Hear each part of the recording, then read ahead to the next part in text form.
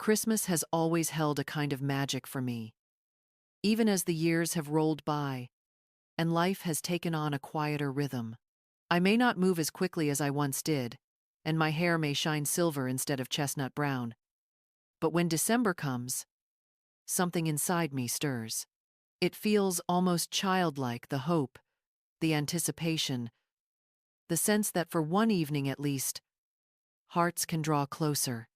Before we continue with the rest of the story, please comment where you're listening to this from. And don't forget to like and subscribe to the channel. This year, I told myself, would be special.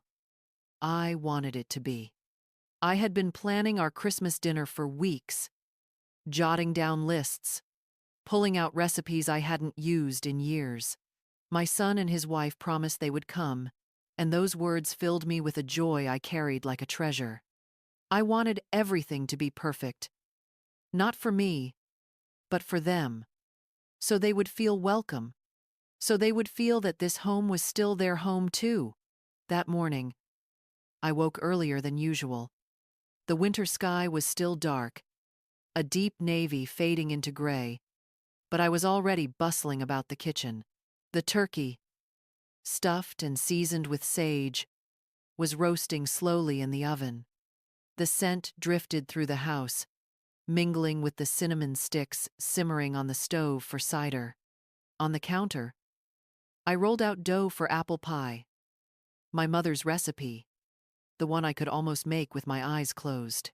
The cranberry sauce sat cooling, its ruby-red sheen glistening under the kitchen light. I even made extra mashed potatoes, knowing how much my son had loved them when he was younger. By noon, the house was alive with warmth. The radio hummed softly with Christmas carols. Silent night. Oh, holy night. Familiar melodies that wrapped around me like a blanket. I moved from room to room, dusting shelves, fluffing cushions, making sure every detail was right. I polished the dining table until I could see my reflection on its surface. Then I laid out the good tablecloth, the one edged with embroidered poinsettias, passed down from my mother.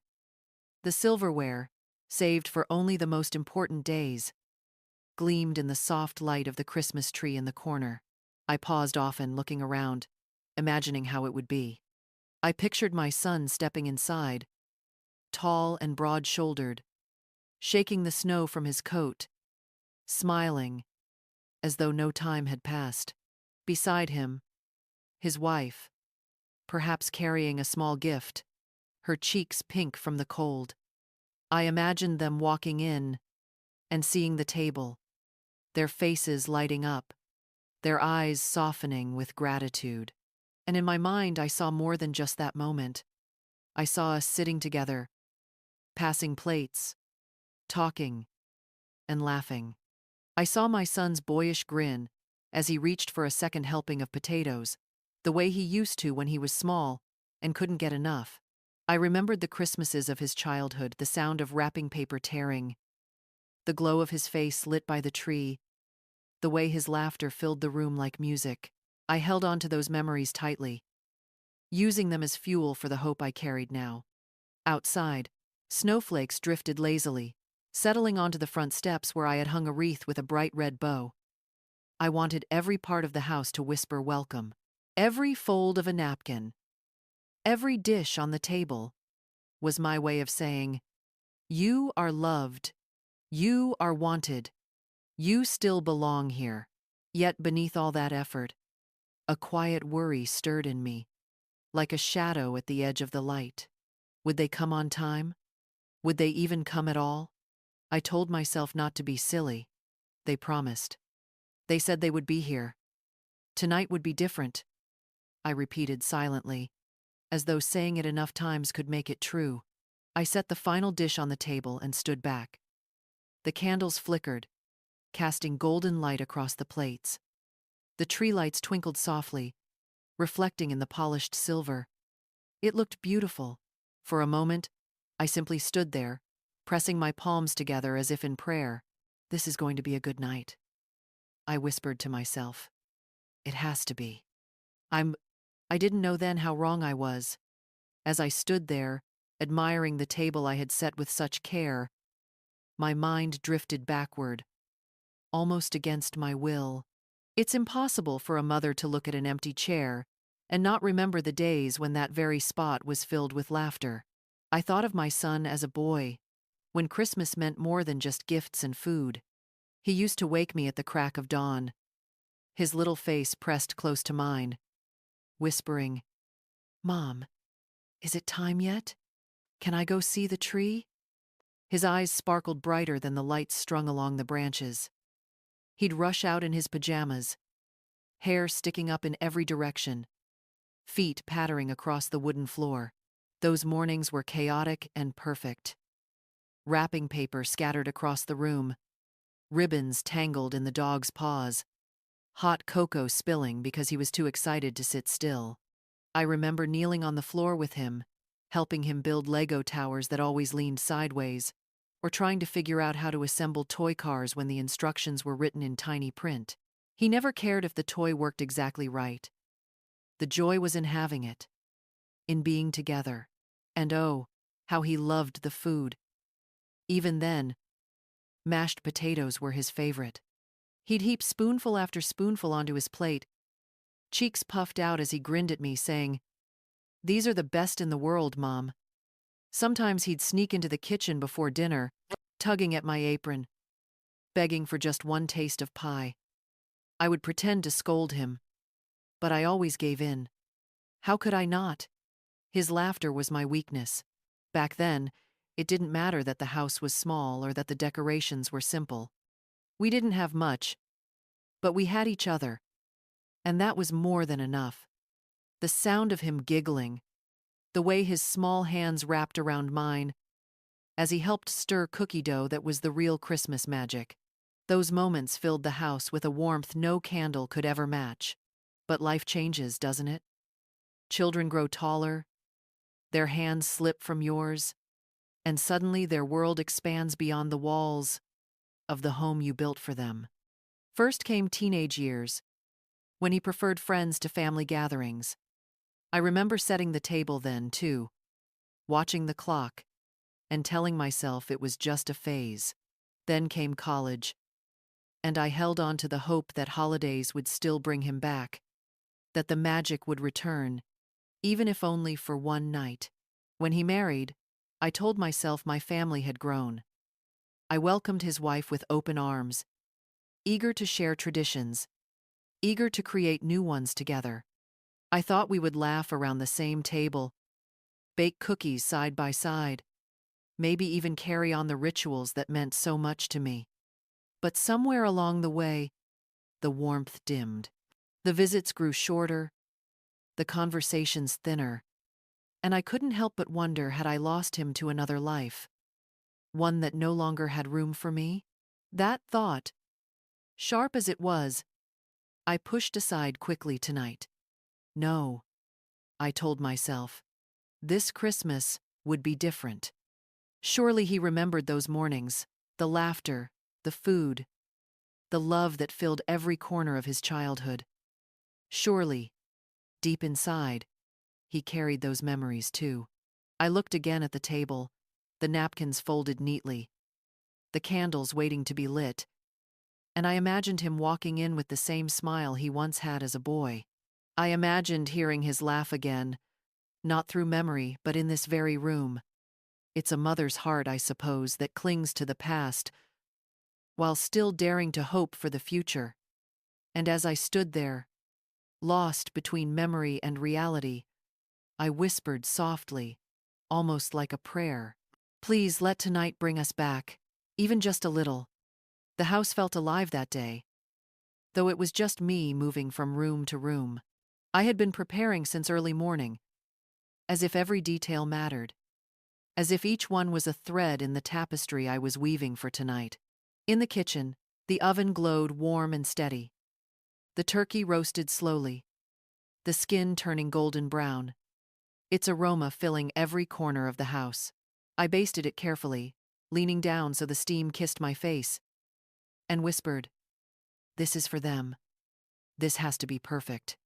Beside it, trays of roasted vegetables, Carrots, parsnips, and potatoes were lined up, seasoned with rosemary and olive oil. I wanted the table to be colorful, to look like a feast worthy of the season. On the stove, I stirred the gravy, thick and rich, adding just the right amount of seasoning. The mashed potatoes sat in a large bowl, buttery and smooth, waiting to be reheated at the last minute so they would be creamy and hot. I even baked homemade rolls, their tops brushed with melted butter until they gleamed. But it wasn't only the food, it was everything else. I pulled out the best china from the cabinet, each plate carefully placed on the table, paired with the silverware I only used once or twice a year.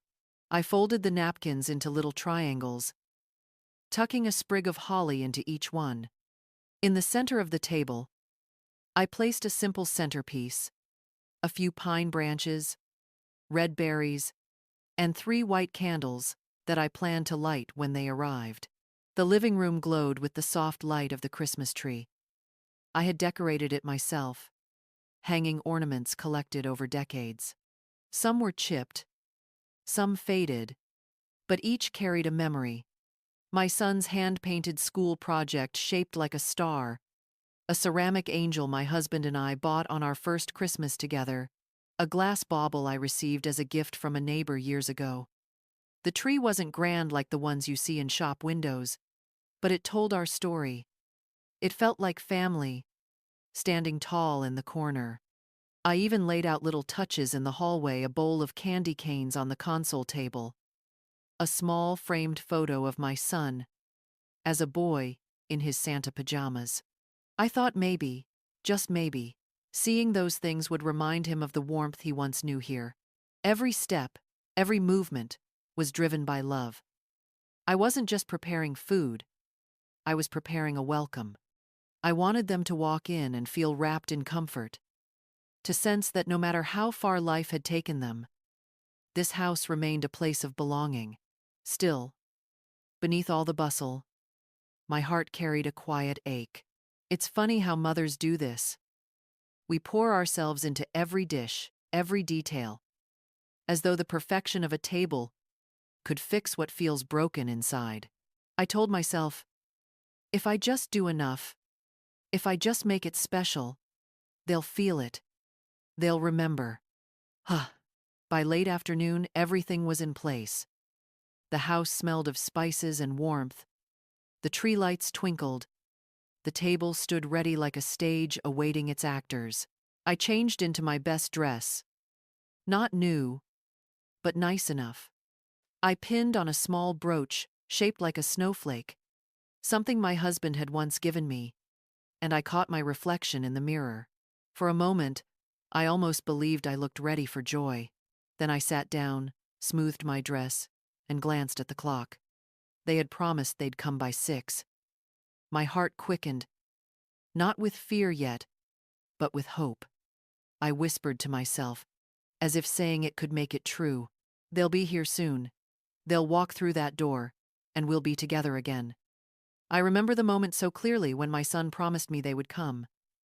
It was 2 weeks before Christmas, and I had been hesitant to ask. I didn't want to sound needy, didn't want to place myself as a burden in their already busy lives. But Christmas, well, it's not Christmas without family, is it? So I gathered my courage and picked up the phone. "Hi, sweetheart," I said when he answered, my voice a little too bright, as if cheerfulness could mask the tremor of worry. "I was wondering, are you and your wife free on Christmas? I'd love for you to come to dinner." There was a pause, a long one that made my heart beat faster, but then he replied, "Sure, Mom.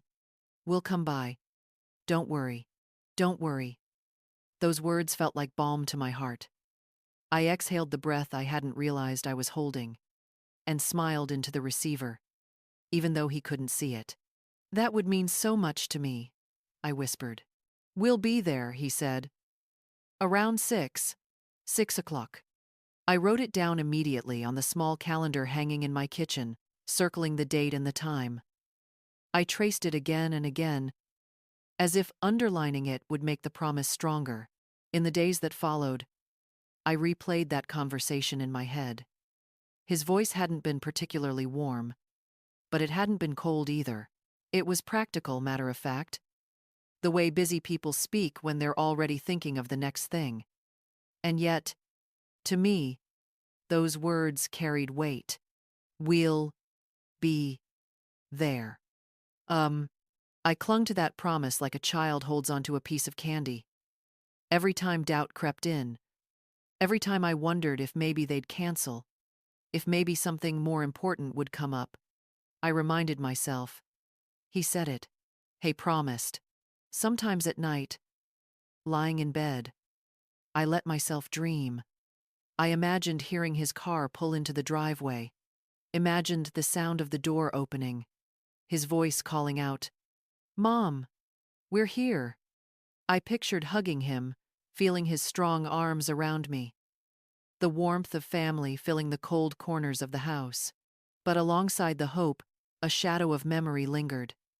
There had been other times, birthdays, Mother's Days, even Thanksgivings when he had promised to come, only for a last-minute excuse to take his place. Work ran late. Traffic was bad. We're just too tired. I always tried to understand, always tried to be gracious. But each excuse left a small crack, another line in the fragile porcelain of my heart. Still, this time felt different. It was Christmas. Surely Christmas would matter. Surely he would remember the stockings, the tree, the traditions that once filled this house with laughter. Surely deep down, he knew how much it meant to me. So I prepared. I told the few neighbors who checked in on me, "Oh yes, my son and his wife are coming this year." I said it with pride, as though it were a certainty, as though speaking it aloud would make it real. One neighbor smiled kindly and said, "That's wonderful. You'll have a lovely evening." "Yes," I replied, though a small part of me whispered, "Please, let it be true." On the morning of Christmas, as I pulled the turkey from the oven and set the pie to cool, I remembered his promise again. Around 6, he had said. I glanced at the clock, my heart warming at the thought that in just a few hours, the house would no longer be quiet. There would be voices, footsteps, laughter. The rooms would echo with something more than the hum of the radio. I told myself over and over, he promised. They'll come. He promised. I didn't know then how heavy those words would sit inside me by the end of the night. The table was set. The food was ready. The house was filled with the scents of Christmas roasted turkey, buttery rolls, cinnamon cider, but the chairs sat empty. At 5:30, I lit the candles, their golden flames flickering against the polished silverware. I smoothed the tablecloth once more, adjusted the holly sprigs tucked into the napkins, and glanced at the clock. Half an hour left. My heart swelled with anticipation. By 5:45, I was pacing between the kitchen and the front window. Outside, the snow fell in lazy spirals, the street glowing under the lamplight. Every car that passed made me stiffen, hope flashing in my chest, only to fade when the headlights continued down the road. At 6 o'clock sharp, I sat in my favorite chair by the window, hands folded neatly in my lap, listening. Any moment now, I thought, I'll hear the crunch of tires on snow, the sound of car doors closing, footsteps coming up the walk. I imagined their coats dusted with snowflakes, their cheeks pink from the cold, their voices calling, "Merry Christmas, Mom." But the minutes ticked by. 6:10, 6:15, 6:30. The candles on the table burned lower, their wax beginning to pool. The turkey cooled despite the foil I had wrapped around it. My stomach twisted with unease, but I forced myself to smile. They must be delayed, I told myself. Holiday traffic is always terrible. Maybe they stopped for gas. Maybe they forgot the wine and had to pick some up. Excuses lined up neatly in my mind. each one a shield against the creeping ache in my chest. By 7, the excuses began to falter. I walked to the kitchen, stirred the gravy, though it didn't need stirring, then checked my phone. No missed calls, no messages, just silence. I debated sending a text, something light like, "Drive safe. Can't wait to see you." But I stopped myself. I didn't want to sound anxious. I didn't want to push. So I waited. I went to the hallway, checked the coat rack, even straightened the wreath on the door as though preparing for their arrival. Then I sat back down, clasped my hands tightly, and whispered to myself, "They'll come." They promised. At 7:30, the food was no longer steaming. The mashed potatoes had gone stiff at the edges. I reheated them, humming to myself to break the silence, then reset the rolls in the oven so they would be warm when the door finally opened. My movements were mechanical, like a soldier repeating drills to keep the heart from breaking. But by 8, the hope inside me began to tremble. The candles had burned halfway down. The house, which I had imagined alive with voices, felt unbearably quiet. I walked again to the window, pressed my hand against the cold glass, and peered out. The snow had covered the driveway in a clean white sheet, untouched. That was when the whisper in my mind began to change. From, "They'll come," to, "What if they don't?" I sat down at the table, the food spread before me like an abandoned feast. The turkey, the vegetables, the pie, it all looked beautiful, but it was empty without them. I picked up a fork, then set it down again. Eating alone on Christmas night felt wrong, almost shameful. This wasn't just food. This was love, waiting to be received. By 8:30, I could no longer hold back the ache. I pressed my palms to my eyes, fighting tears, whispering, "Please, please, let them come." The house echoed with the sound of my own voice, fragile and small. And then, at last, the phone buzzed on the counter. My heart leapt as I rushed to pick it up. But it wasn't a call, just a short message. "Running late. Be there soon." I stared at the words, relief and hurt tangled together. Running late. 3 hours late. But still, they were coming. I took a deep breath, straightened my shoulders, and told myself once more, "It doesn't matter how late.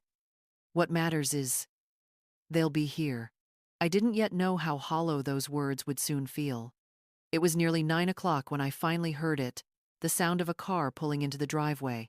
My heart jumped to my throat, and for a moment, all the hours of waiting, all the doubt and ache seemed to vanish. I rushed to the window and pulled the curtain aside.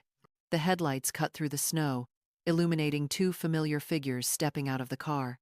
"They came," I whispered, pressing my hand against the glass. Relief surged through me so strong, it nearly brought me to my knees. I hurried to the hallway, smoothed down my dress, and opened the door just as they walked up the steps. The cold air rushed in, carrying with it the scent of winter, the crunch of snow beneath their boots. "Merry Christmas," I said, my voice brighter than I felt. "Hey, Mom," my son replied quickly, brushing snow from his coat. His voice was flat, tired. His wife followed behind, not even looking at me as she stepped inside, shaking the cold from her scarf. I stepped forward, arms half open, but the hug never came. He was already slipping past me, muttering about the traffic, about how the roads were a nightmare. She set her purse on the table by the door and sighed loudly, as though simply being here was a chore. I closed the door slowly, my smile wavering. "I'm just so glad you're here," I said softly. The dining room, lit by the last of the candles, looked beautiful. The food waited, still warm from my repeated reheating.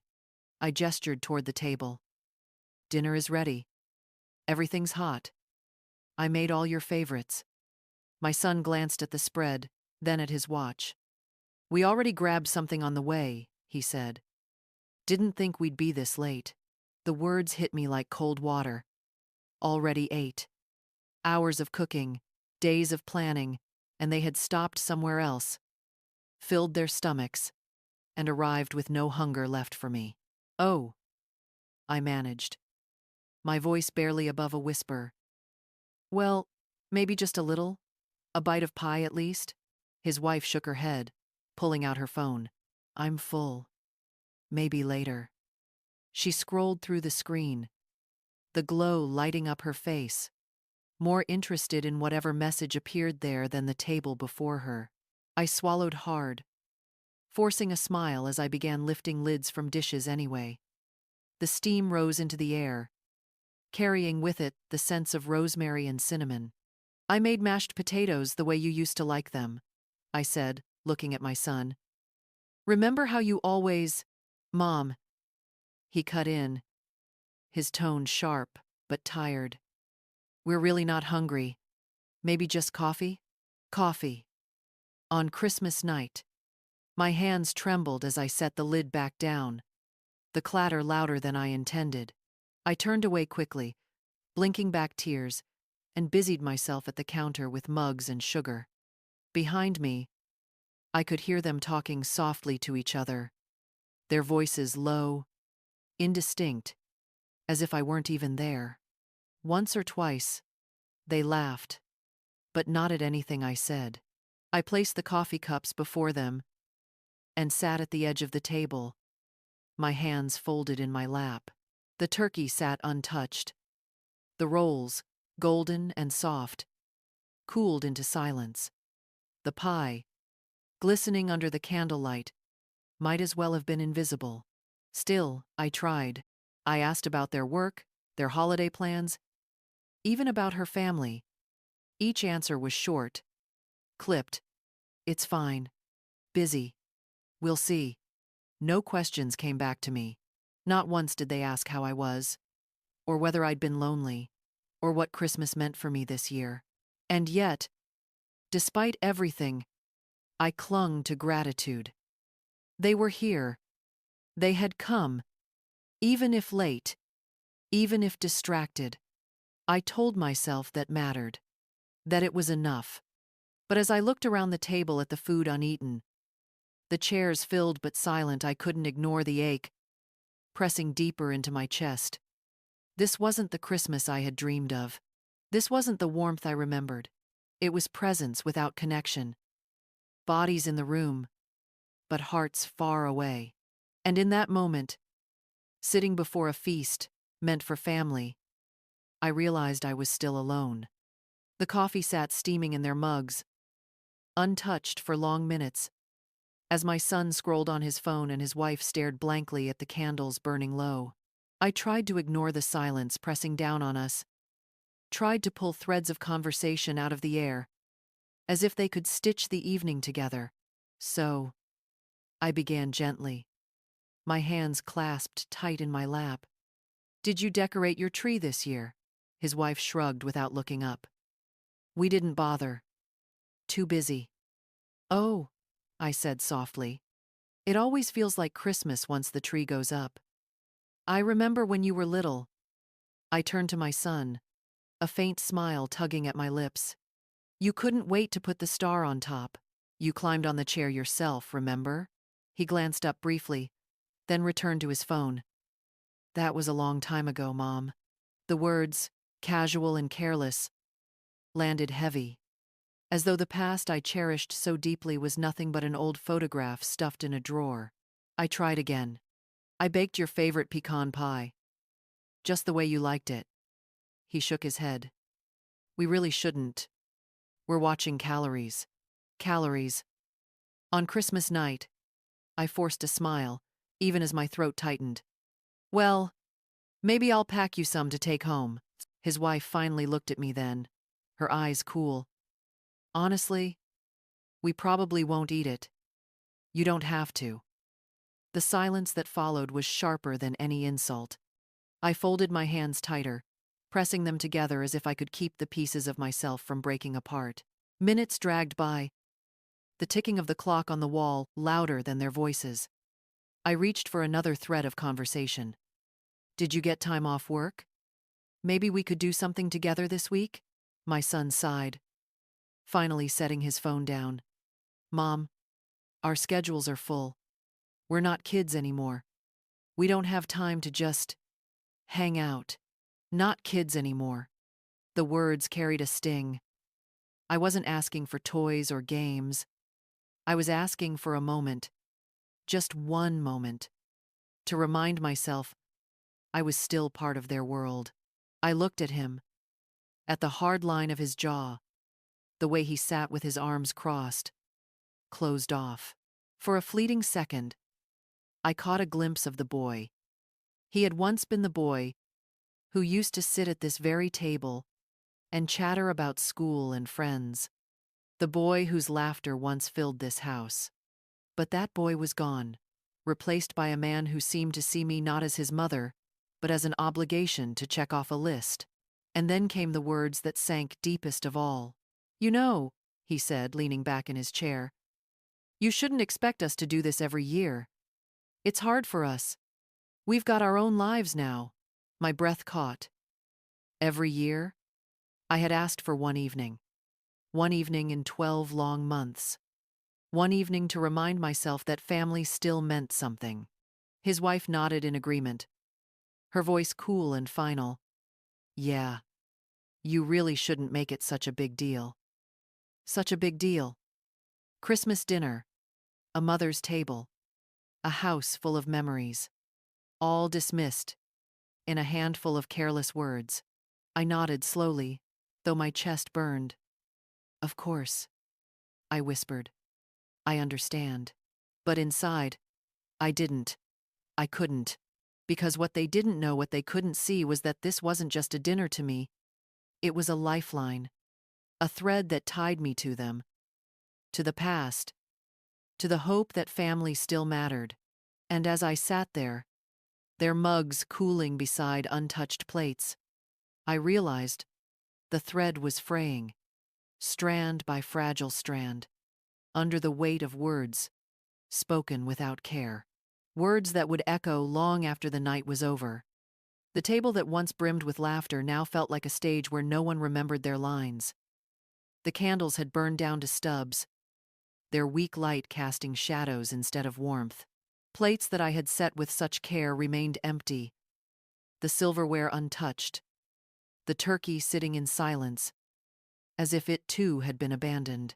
I tried to fill the space with my voice, gentle, hesitant, but every word seemed to dissolve before it reached them. They sat across from me, together but distant, their bodies here but their hearts somewhere else. My son sipped his coffee without tasting it, his eyes darting back to his phone every few minutes. His wife stirred her cup absently, scrolling on her screen, the glow reflecting off her impassive face. I watched them and wondered, when had it all shifted? When had this house stopped being home to them? Would you like me to fix you a plate? I asked, my tone as hopeful as a child's. No, Mom. My son muttered, not unkindly, but not kindly either. We said we already ate. Already ate. The words still stung. Even now, an hour later. I looked down at the spread before me, the golden skin of the turkey, the perfectly whipped potatoes, the pie gleaming like a jewel, and felt a wave of foolishness wash over me. Foolish for cooking, foolish for hoping, foolish for believing that food could bridge a gap that had grown too wide. I placed my hands in my lap, forcing them to be still. My fingers itched to busy themselves, to pour more cider, to slice the pie, to do anything that might soften the silence. But there was no softening it. The silence was heavy, pressing, colder than the winter night outside. The ticking of the wall clock filled the room, each second a reminder of how slowly time could pass. I could hear the hum of the refrigerator, the faint whistle of wind outside, the creak of the old floor beneath my chair, sounds that once blended into the background, now screamed in the absence of voices. I thought of past Christmases, of the years when this table was crowded with cousins and neighbors, when carols played softly on the radio, when my son laughed with his mouth full of pie and begged for one more story about Santa. I remembered the mess, the chaos, the noise. Oh, the glorious noise. And I thought how strange it was that now, in the quiet, I would give anything to hear just one of those sounds again. But here I sat, with two guests, who were my own flesh and blood, yet felt like strangers, sharing space out of obligation. They didn't argue, didn't raise their voices, didn't even say much at all. That was almost worse. It was the absence of conflict, the absence of engagement, the absence of anything that felt like family. Every so often, I caught my son glancing toward the door, as if calculating how soon they could leave without appearing rude. Each glance was a knife to my heart. His wife, meanwhile, barely looked up from her phone, her fingers tapping, her eyes never once softening when they met mine. I sipped my own coffee, though it had long gone cold, and forced myself to swallow past the lump in my throat. I wanted to speak, to shout, to beg. Please see me. Please remember, I am more than a stop on your holiday checklist. Please remember, I am your mother. But the words stayed locked inside, trapped behind pride and fear. Pride, because I didn't want to beg for love that should have been freely given. Fear, because if I asked and they refused, the truth would be more unbearable than the silence. So I sat there, smiling faintly, nodding at their clipped responses, pretending not to notice the way the clock hands dragged toward 10. The feast before us turned into leftovers without ever being touched. The night that I had dreamed of became just another reminder that love cannot be forced, and presence does not always mean connection. Christmas dinner had become a hollow ritual, a performance without an audience, a table set for family, but occupied by ghosts. And as I looked at them, my son and his wife, two people I had once believed were the center of my world, I realized the bitter truth. Sometimes the loneliest nights are not spent alone, but in the company of those who no longer see you. As the silence in the dining room deepened, my mind slipped backward, reaching for memories like a drowning woman reaching for air. The present felt unbearable, so empty, so cold, that I clung to the past for warmth. I saw it so clearly, as if the years had folded in on themselves and brought me back to another Christmas. The house then was alive with sound. The kitchen bustled with laughter and the clatter of dishes. My son, no more than 8 years old, darted around the table, tugging at the tablecloth and begging to place the star on top of the tree. His cheeks glowed red from running in and out of the snow, his mittens damp, his eyes shining with wonder. "Mom, hurry, Santa's coming tonight," he'd cry, and I'd laugh as I set out the cookies and milk, pretending along with him. We'd sit by the fireplace, the crackle of logs filling the air, and I would read him stories while he leaned against my shoulder, heavy with the trust only a child can give. The memory burned bright in my chest, and I could almost smell the pine from the old tree, feel the weight of his small head against me. I blinked, and the vision dissolved into the present. The same boy, now a grown man, sitting across from me with his arms crossed, glancing at his phone instead of at me. The ache twisted deeper. Another memory surfaced, this one of Christmas mornings. The way he used to tear through wrapping paper with squeals of joy, shouting, "Thank you, Mom.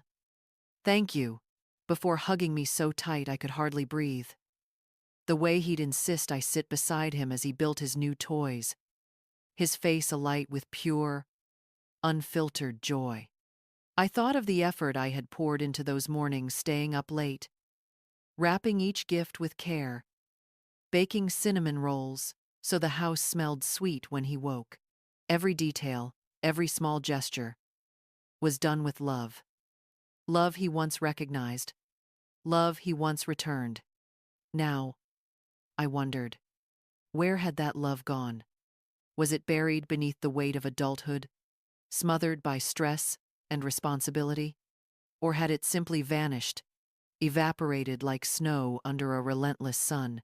My gaze drifted to the turkey, untouched, and another memory stirred.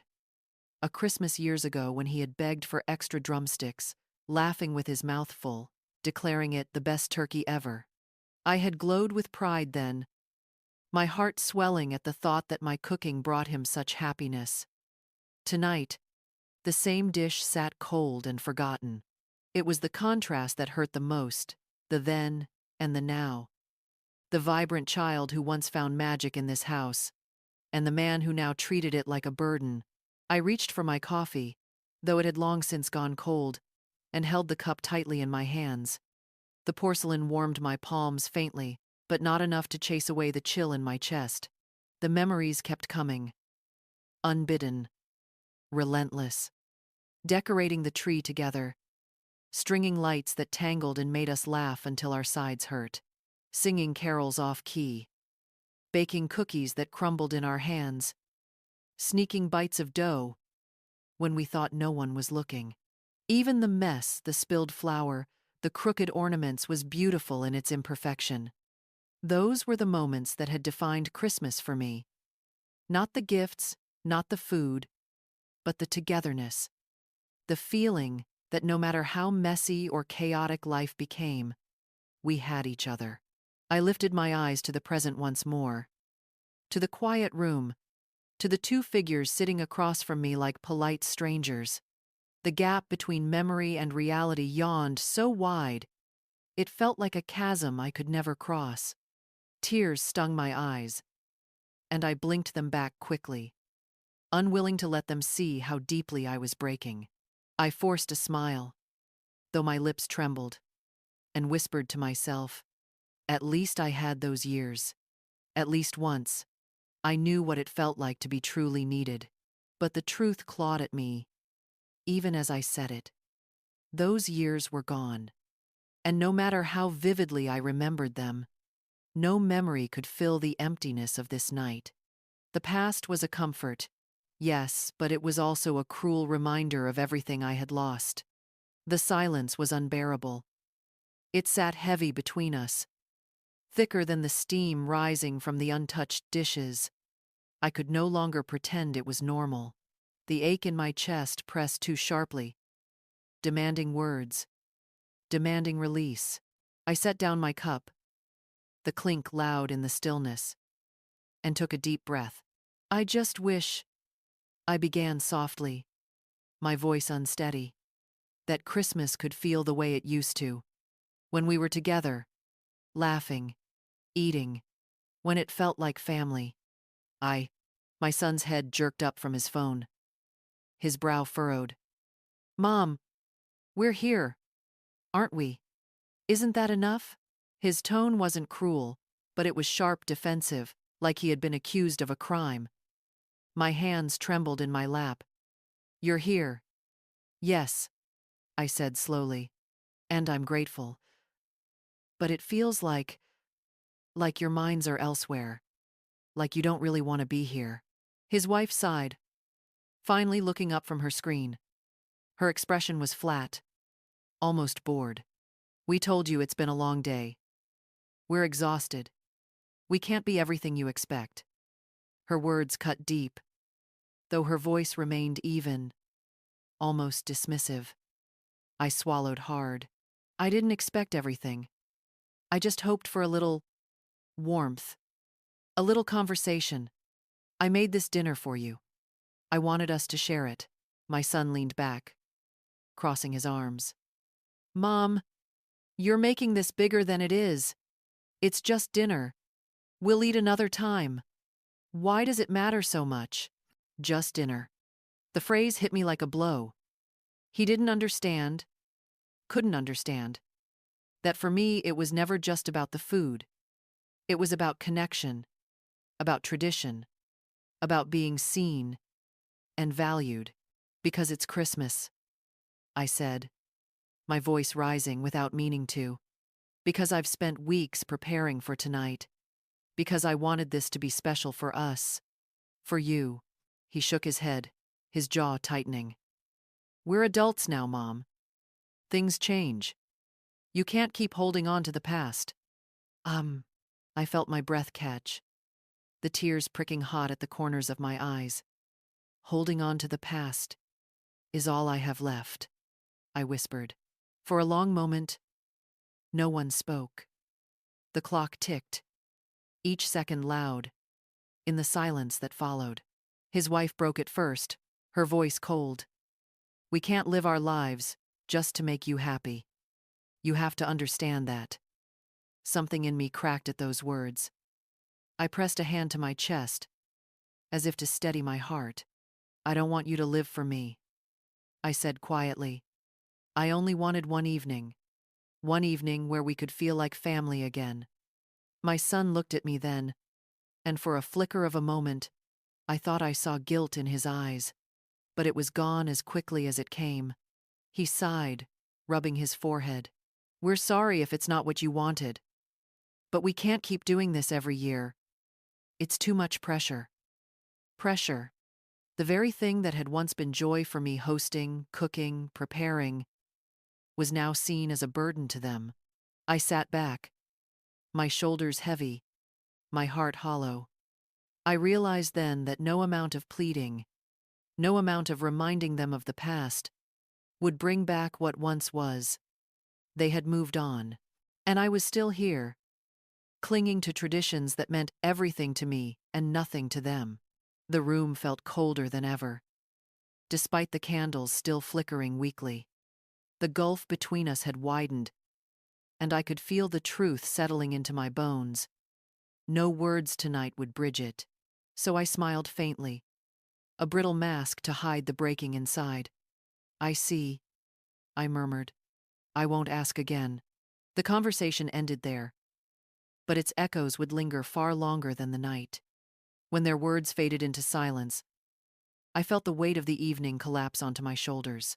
The table was still set like a scene from a holiday postcard: golden turkey, bowls of potatoes, pie glistening under candlelight. Yet it all felt like a cruel reminder that celebration meant nothing without love to fill the room. My son leaned back in his chair, his wife busy again on her phone, and for the first time I felt truly invisible in my own home. I had cooked, cleaned, decorated, planned each detail done, with hope that tonight would hold meaning. Instead, all I could see was the reflection of my disappointment shimmering in the untouched gravy boat. I looked at my son, the same boy whose small hand once clutched mine on icy sidewalks, who once begged me not to let go as he tried to balance on skates. That boy had needed me. This man, sitting across from me with impatience shadowing his face, seemed not to remember any of it. The ache inside grew sharp, pressing like frost against glass. I wondered if perhaps I had expected too much. Maybe it was foolish to believe that traditions could anchor us when their hearts had already drifted elsewhere. Maybe I was clinging to a role they no longer wanted me to play, the mother at the center, the keeper of family warmth. Yet still, the sting of their distance cut deep. I had not asked for grand gestures. I had not demanded hours of their time. I had only asked for one evening for recognition that this night mattered. But as I sat there, watching them shift uncomfortably, I felt the truth settle heavy inside me. I was no longer part of their Christmas. I was a guest, an afterthought, an obligation they endured out of duty rather than love. The realization hollowed me out. It was not anger that filled me, but something colder, like standing in a drafty room with no fire. I was alone, even as they sat only a few feet away. I forced a smile, though my lips trembled. "Thank you for coming tonight," I whispered. My voice was steady, But inside, the words echoed like farewell. Because in that moment, I understood. The family I longed for lived only in my memories. The present belonged to silence, distance, and the unspoken truth that I had been left behind. The night stretched on, though it felt as if time itself had stalled. My son and his wife sat there politely, their bodies present but their spirits far away, as if they had already left long before the evening began. The candles flickered lower, casting long shadows across the untouched feast. I stared at the turkey, the potatoes, the pie symbols of love that had once held meaning, now reduced to nothing more than food growing cold on a table no one wanted. A lump formed in my throat, but instead of tears, something else rose within me. A quiet clarity. For years I had carried the weight of tradition on my back. I had cooked, decorated, invited, hoped, pleaded, believing that if I just tried hard enough, I could hold us together, that my efforts could keep Christmas alive. But tonight, staring into their indifferent faces, I finally understood. Love cannot be forced. Connection cannot be baked into a pie or roasted in a turkey. It was a hard truth, sharp as glass, but once it settled inside me, I felt strangely calm. I folded my napkin slowly, carefully, and placed it on the table. "You know," I said softly, my voice steady this time, "I realize now that I've been asking for something you don't want to give, and maybe that's unfair of me." My son looked up, startled. His wife paused mid-swipe on her phone. "Mom," he began, but I raised my hand gently. "No," I continued, shaking my head. "It's all right. I think I finally see things clearly. I've been holding on to the past, trying to recreate moments that meant the world to me, but maybe don't mean the same to you anymore. That's not your fault.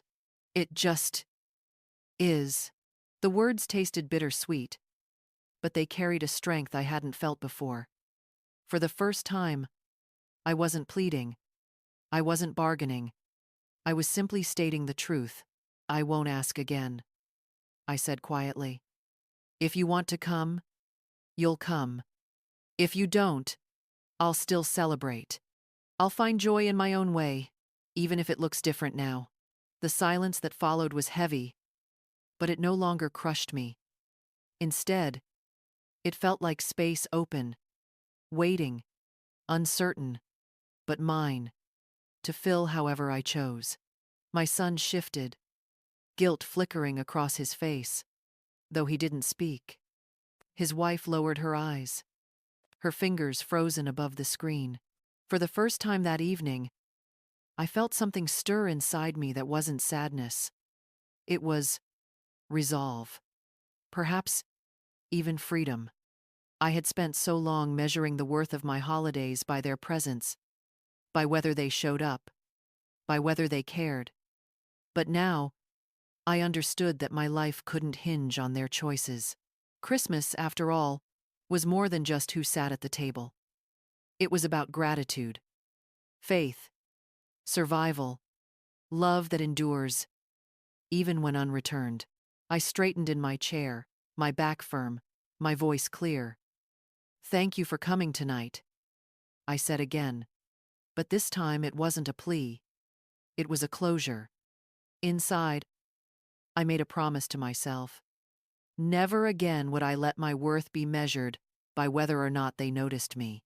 I would still cook, still light candles, still sing along to the old carols, but for me, not for them. It was not the ending I had wanted, but it was the decision I needed. And in that moment, I felt something I hadn't felt in years, the beginning of letting go. The morning after Christmas was unusually quiet. The kind of quiet that doesn't comfort you, but presses against your chest like a weight. I woke up slowly, blinking at the pale winter light seeping through the curtains. For a brief moment, still tangled in the warmth of the blankets, I almost forgot what had happened the night before. Almost. Then the memories returned: my son's silence, my daughter-in-law's indifference, the untouched plates, the heavy truth I could no longer deny. I sat on the edge of my bed, my feet resting against the cold floorboards. The house was still, as if holding its breath. I could hear nothing but the faint ticking of the old clock in the hallway. Once, that sound had blended with laughter, footsteps, the rustling of wrapping paper. Now it was just me, and the clock marking time that felt lonelier with every second. I wrapped a shawl around my shoulders and walked to the dining room. The sight waiting for me was both familiar and heartbreaking. The table was still set, though crooked now, as though the night itself had slumped under its own disappointment. The turkey, once golden and proud, had lost its warmth and shriveled slightly. The apple pie, which I had imagined would fill the air with sweet conversation, sat untouched, its crust now hardened. Candles that had burned bright with my hope were reduced to stubs of wax, leaning like tired soldiers. I stood there for a long time, staring at the scene, my hands folded in front of me. It felt like walking into a memory that hadn't yet decided whether it was sweet or bitter. All that effort, all that care, and in the end, it was just food cooling on a table in an empty house. But instead of crying, I felt a strange stillness inside. Tears had already run their course the night before. What lingered now wasn't raw pain, but a quiet clarity. I began to clear the dishes, slowly, deliberately, one plate at a time. Each scrape of silverware against porcelain echoed louder than it should have, as if the house wanted to remind me of the emptiness. Still, I continued. I stacked the plates, folded the napkins, carried the glasses to the sink. With each small task, I felt like I was performing a ceremony, not just cleaning up after dinner, but closing a chapter I had been reluctant to end. As I washed the dishes, the warm water slid over my hands. I found myself whispering softly, almost as if speaking to the bubbles in the sink. Never again. I won't put myself through this again. It wasn't anger that fueled the words, but a kind of resignation mixed with resolve. I knew, deep in my bones, that something had shifted. I thought about the promise I had made to myself before I went to bed, that I would no longer tie the meaning of Christmas or my own worth to whether or not they showed up, that I would find my own way to celebrate, even if it looked different, even if it meant celebrating alone. As I dried the dishes and placed them back in the cupboard, I started to imagine next year. Maybe I would invite the widow down the street who spent her holidays watching television in silence. Maybe I'd bring dinner to the church and sit with others who longed for company. Or maybe, just maybe, I'd set a smaller table just for myself, light a candle, pour a glass of wine, and let the carols on the radio keep me company. For the first time, those thoughts didn't sting. They felt like possibility. I walked to the window, the shawl still wrapped tightly around me. Outside, the world was quiet too, a thin layer of snow shimmering in the pale light. A neighbor's child dragged a sled across the street, their laughter breaking the silence in a way that felt both distant and comforting. Life was still moving, even if mine felt paused. And maybe, I thought, it was time for me to move with it again. The pain of last night hadn't vanished, but it had softened around the edges. What remained was the beginning of something sturdier: acceptance. I turned away from the window, my heart a little lighter, and whispered to myself, "It's not the end, just a different beginning." The days after Christmas moved slowly, like the world itself was reluctant to let go of the holiday. Outside, the snow stayed thick on the rooftops, glittering faintly under the weak winter sun. Inside, the house felt emptier than ever. Yet at the same time, something inside me had shifted. For years, my life had revolved around one idea. If I just tried hard enough, If I just cooked a little better, decorated a little brighter, smiled a little longer, maybe they would come. Maybe they would see me, value me, love me, as I longed to be loved. That hope had been the thread holding my holidays together. But threads can fray, and this year, that thread finally snapped. At first, the silence of that realization was deafening. But as the days passed, I began to hear something else. In the quiet, a voice I hadn't listened to in years. My own. One afternoon, I pulled out a notebook from the drawer, its pages still crisp and unused. I sat at the kitchen table, the same one that had carried all the weight of my disappointment, and began to write. At the top of the page, I scribbled, "Next Christmas." For a long moment, I stared at the words. They felt almost rebellious, as if I were daring to imagine something beyond the pain. But slowly, ideas began to pour out. Invite Mrs. Anderson. I wrote first the widow who lived 2 houses down. Always kind. Always alone. Then, cook smaller portions, don't overdo it.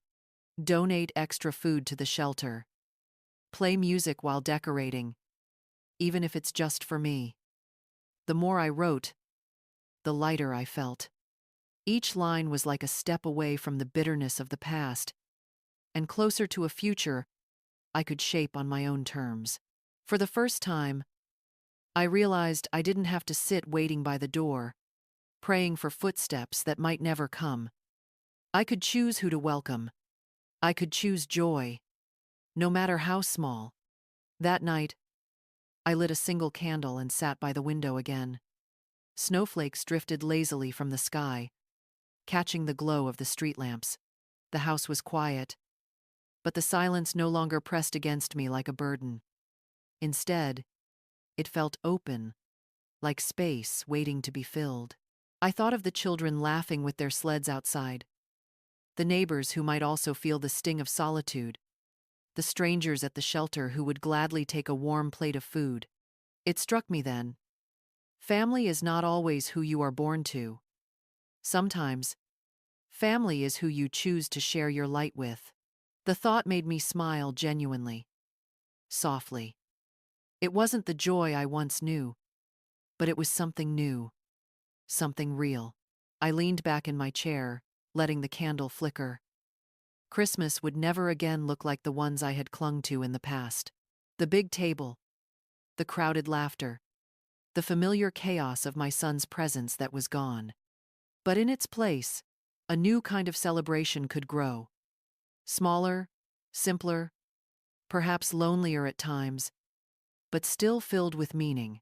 Because maybe Christmas was never really about who sat at the table. Maybe it was about the heart that kept beating, even in solitude. I closed my notebook, whispering to myself, as though sealing a promise. Next Christmas will be mine. Different, but mine. And in that moment, I felt something I hadn't felt in years. Hope. When the holiday season finally came to an end, I sat by the window one quiet evening, a cup of tea warming my hands. The tree had been taken down, the lights packed away, and the house was once again as it always was, still familiar, mine alone. Yet something inside me had shifted. For years, I had measured the worth of my holidays by who showed up at my door. I had built every plan, every recipe, every tradition around the hope that my son and his wife would join me, that we would laugh and eat, as though time had never moved on. But life had moved on. They had moved on, and I had been left standing still, clutching memories like lifelines. The truth was painful, but undeniable. Love cannot be forced. Family cannot be begged into being what it no longer wants to be. What I learned, through the ache of that Christmas night, was that clinging to the past only deepened the wound. Letting go, though, it felt like breaking, was the only way forward. I thought back to the way my son had looked at me, caught between guilt and frustration. I realized he wasn't cruel. Not really. He was simply elsewhere. His life was his own now. His priorities tangled in a world that didn't leave much room for me. And while that hurt, I knew I could not anchor myself to his choices anymore. Instead, I would anchor myself to me. I began to see the beauty in creating traditions that were mine alone.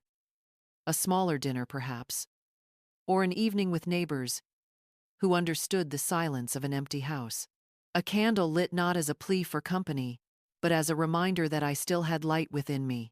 Christmas, I realized, was never about the turkey, or the pie, or even the tree. It was about love, kindness, gratitude, the things we give freely, whether or not they are returned.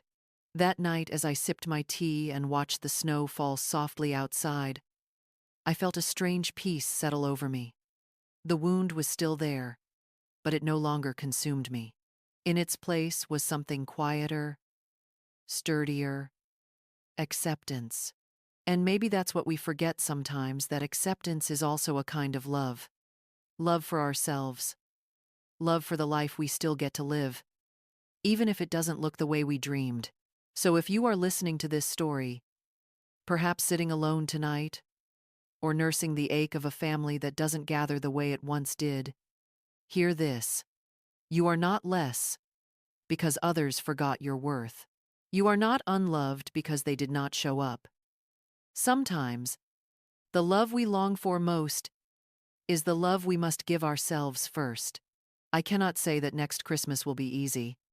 Loneliness does not vanish overnight. But I can say that I will not wait at the door with trembling hands, hoping for footsteps that may never come. I will set my table, light my candles, and invite joy in whatever form it chooses to arrive. And maybe, in doing so, I will discover that the truest meaning of Christmas has been here all along, not in who gathers, but in the heart that continues to give, even when it breaks. I leaned back in my chair, the snow still falling, the tea still warm, and whispered to myself the words I had needed to hear all along. I am enough. I am not forgotten. I still have love. And for the first time in years, I believed it.